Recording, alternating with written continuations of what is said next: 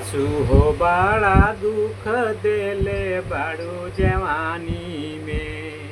हे देखिए दोस्तों, एक औरत आई है नया नया, तो उसमें घर में बूढ़ा हो गई है, उसका सास हो गई है, तो उसको क्या बोलती है, जैसे कुछ बोलती है तो मान लीजिए कि तकलीफ़ होता है आदमी लोगों को ना, पतोही को तकलीफ़ हो गया, तो तकलीफ़ हो गया तो बीवी क्या बोलती है, वो पतो क्या बोलती है सास को, देखिए मैं बता रहा हूँ। सासू हो बड़ा दुख देले बाड़ू जवानी में। हे सासू हो बड़ा दुख देले बाड़ू जवानी में, अब बदला ले बुढ़ारी में ना। हे सासू हो बड़ा दुख देले बाड़ू जवानी में, अब बदला ले जवान बुढ़ारी में ना। हो कि बदला ले बुढ़ारी में ना। सासू हो बड़ा दुख देले बड़ू जवानी में, अब बदला ले बुढ़ारी में ना।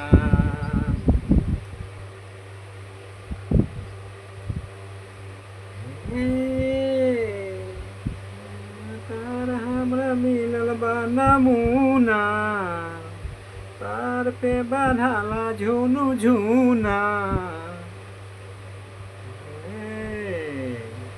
सासू के कपार झुनु झुना, मीना मरावेलु हे जवने महीना मरावेलु मोह, आ भौजी चैत में गवावेली सोहर, भौजी चैत में गवावेली सोहर।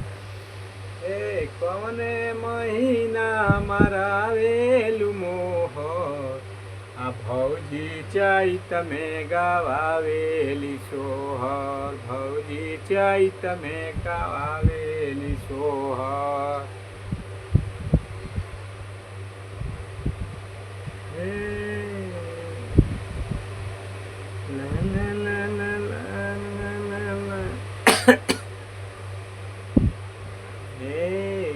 खैबू ना पियबू मोटैबू कैसे, हे ननदो खैबू ना पियबू मोटैबू कैसे, आय अपने राजा जी के पेट पे लो भैबू कैसे, हे अपने राजा जी के पेट पे लो भैबू कैसे।